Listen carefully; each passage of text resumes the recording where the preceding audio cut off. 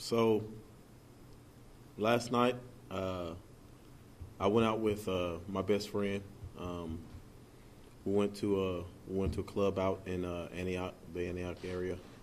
Um, we left the club at about 2:30 ish. We actually went to the Bell Road um, Waffle House first, but it was pretty packed in there, like two or three times what was in the Murfreesboro Road Waffle House. So we left there, got some gas, and then we went to the Murfreesboro Road Waffle House. Got there, I think, at about 3:17 ish. Um, when we got out our vehicles, we both saw the gold Silverado. I actually saw the silhouette of his face, um, but you can't really just, judge a person just off of that. So um, we proceeded in.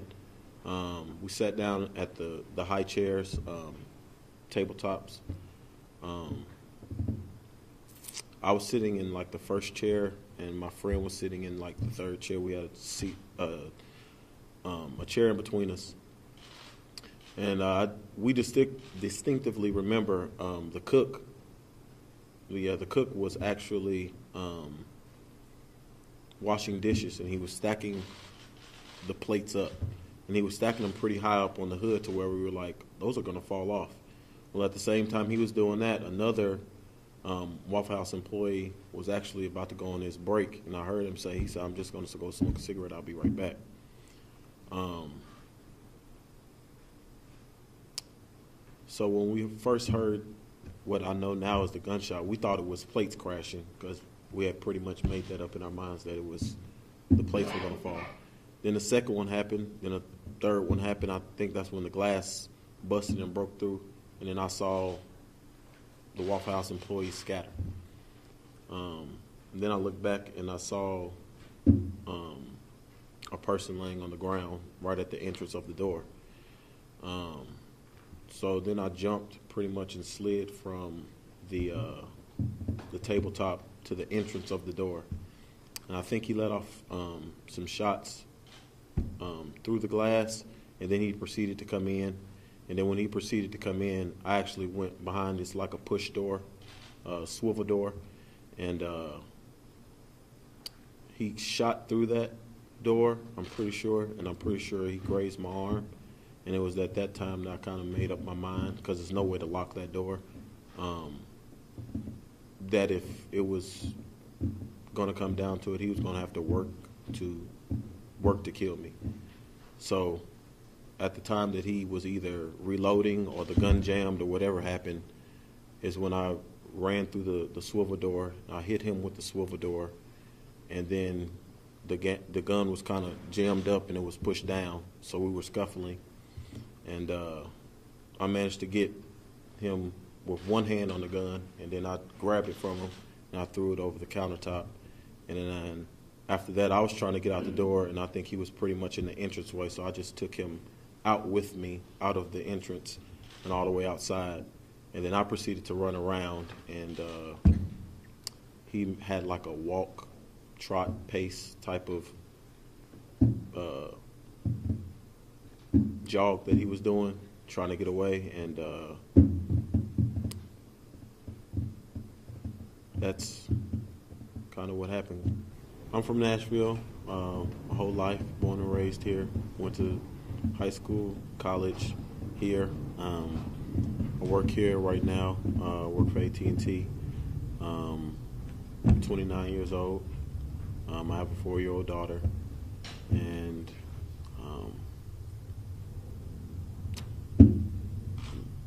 I think I'm a pretty cool guy to be around. Do you have any sort of training in anything like this before? Did you know you had this in you? Yeah, I knew I had it in me, but I haven't had any specific combat training. It's just, I had to fight my daughter every night so I can put her to bed. But I just knew it was me or him, or that type of scenario. So I chose to go with what I wanted to go with, and it worked. Did you think about your daughter in that moment? I didn't think about my daughter. So on my Instagram and Facebook, everybody's calling me a hero, but I want people to know that I did that completely out of a selfish act. I was completely doing it just to save myself. Now, me doing that, I did save other people, but I don't want people to think that I was the Terminator or Superman or anybody like that. It was just, I figured if I was going to die, he was going to have to work for it. So I rushed him, and it actually worked out into my favor. So I actually didn't think about my daughter until I got into the ambulance, and one of the paramedics asked me about myself, and I told him I had a 4-year-old daughter, and that's when it really kind of hit home. Yeah, talk about that. And now that it's kind of setting in a little bit more, you put your life at risk, and you got a little girl now. So if I didn't put my life at risk, I'm probably not here.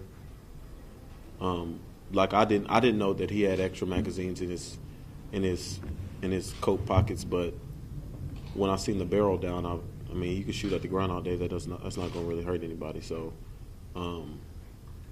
that was my opportunity, and I went for it. So it paid off. You showed no fear in your actions. Your family's all here in support of you today, and obviously, as your family, they're worried about your safety moving forward. How do you feel knowing this guy's still out there? It's uneasy, to say the least. But I don't feel like he's purposely after me now. He might be mad that I got control of his weapon and threw it, and I could see that, but I don't think he'll purposely come after me. But then again, I didn't think Waffle House would be getting shot up at 3:30 in the morning while I'm there or ever. But it's uneasy for sure. Did he say anything to you? Did he speak? He was kind of cussing when we was wrestling around with the gun, and when I finally got the gun from him and threw him, and when we was outside, he was doing a bunch of cussing like I was in the wrong, trying to save my life. But that was it. It wasn't any kind of any talk in between, really. It was just I knew I had to get that away from him as soon as possible. So. What did you see in his face? So his face is like a blur. Like I said, when I hit him with the door, his head, it looked like I think his head went down. And then after that, I think I'm taller than him. So I was just, like I said, I was wrestling with him, trying to get it. What I saw in his face when we was walked in, it was just like he was just staring at us, and he was like, I don't know if my friend saw him, but I saw him, and I was like, why is he staring at us? But I don't know what that look is. It was just like a look of blank, a look of, I'm not sure, like, this is lack of a better word, but meh, like. And I guess that's just how he felt at that time. You made eye contact with him? Yes. Now that you know his history and this gun that was used and then taken away before, how does that make you feel?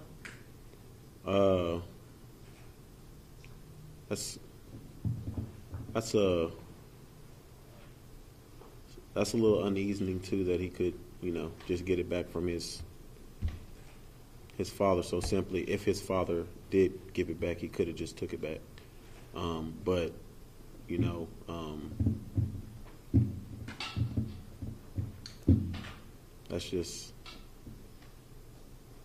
that's kind of beyond me to think about right now, because thinking about some other stuff. But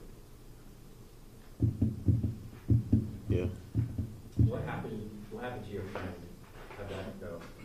My friend's actually behind you all. He was actually in the bathroom, and I was in the hallway, and he's there. He's unscathed. and we're all good.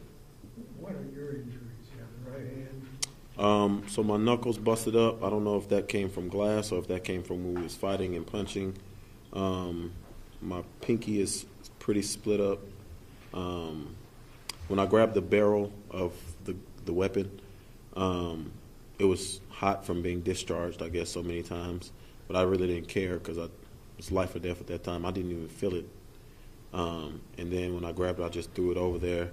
Then when we tussled and moved outside, I actually, when I was going around the corner, running back up the street, I actually fell, and that's when I slipped and hit my knee. And then I also have a graze from a bullet on my upper elbow. Did you go to the hospital? I did, Okay. So you got released this morning and then went to church? yes.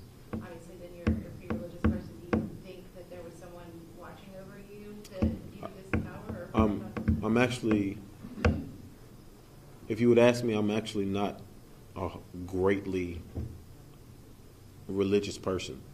I do believe in a divine entity. I just don't know if his name is God or Jesus or Buddha or Allah or whatever it is.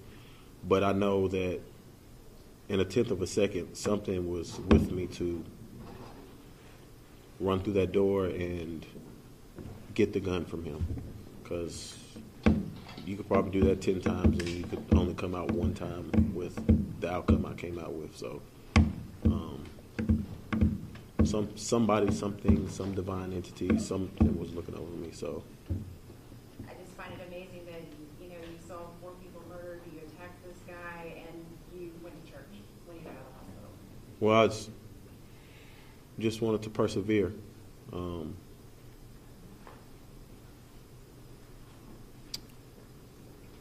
I don't want this to be like the focal point of my life.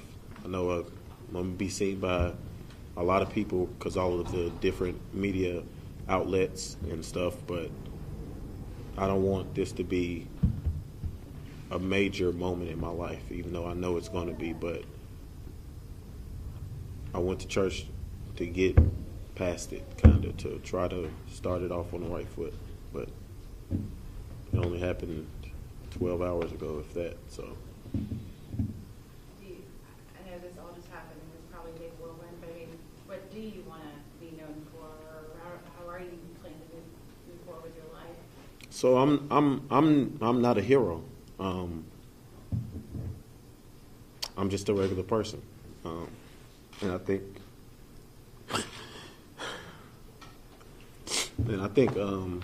anybody could have did what I did if they're just pushed in that kind of cage, and you have to either react or you're gonna fold.